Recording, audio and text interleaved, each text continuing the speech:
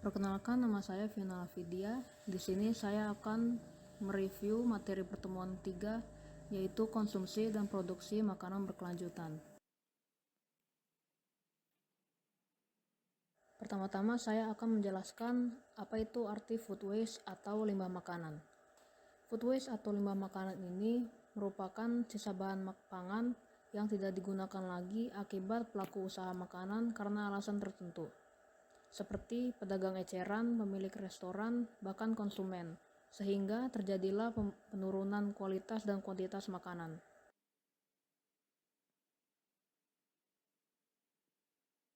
Selanjutnya, apa saja sih yang menyebabkan adanya food waste ini?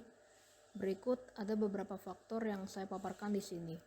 Yang pertama ada produksi pertanian yang disebabkan oleh kondisi cuaca, hama, dan penanaman yang berlebihan. Yang kedua ada industri makanan seperti cacat produksi, keamanan pangan, dan pengemasan produk. Yang ketiga dan yang terakhir yaitu gudang, seperti penuaan atau pembusukan, kerusakan dalam pengiriman, dan transportasi yang tidak efisien.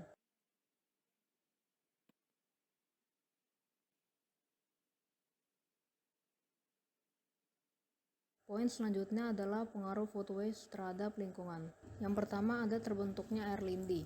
Air lindi ini sendiri merupakan air hujan.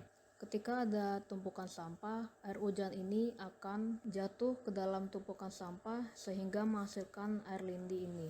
Air lindi merupakan bahan yang sangat berbahaya karena mengandung unsur logam berat seperti timba, besi, dan tembaga, sehingga dapat mencemari tanah dan air minum. Yang kedua ada berkurangnya populasi makhluk hidup. Dengan adanya zat-zat berbahaya seperti air lindi dan lain-lainnya, ekosistem akan rusak dan itu dapat berpengaruh terhadap makhluk hidup yang tinggal di dalamnya. Yang ketiga ada pemborosan lahan. Pemborosan lahan ini terjadi ketika masyarakat membuang sampah ke lahan yang kosong dan tidak terpakai, sehingga itu akan menjadi sarang penyakit dan virus.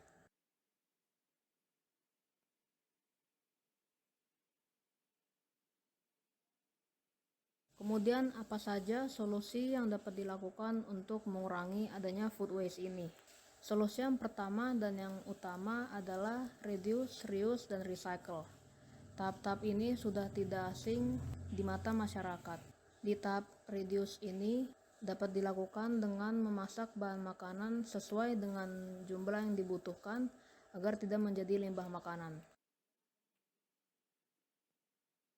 Tahap kedua reuse ini dapat dilakukan dengan menyimpan makanan yang tidak habis ke dalam kulkas agar bisa dikonsumsi di hari berikutnya. Dan tahap terakhir recycle dapat dilakukan dengan mengolah sampah makanan menjadi biogas.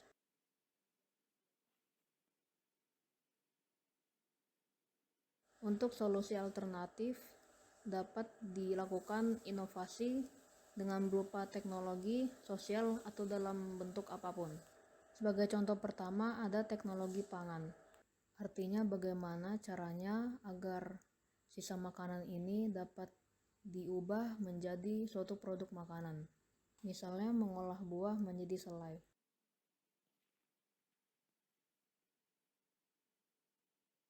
Yang kedua, desain kemasan makanan dapat dilakukan dengan memberikan tabel tanggal kadaluarsa pada produk makanan, atau dapat dilakukan dengan membuat suatu bentuk kemasan yang dapat menjaga agar makanan tetap aman.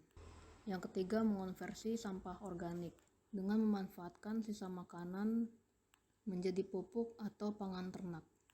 Dan yang terakhir adalah solusi digital dengan cara membuat platform untuk berbagi makanan sisa kepada orang yang kurang mampu.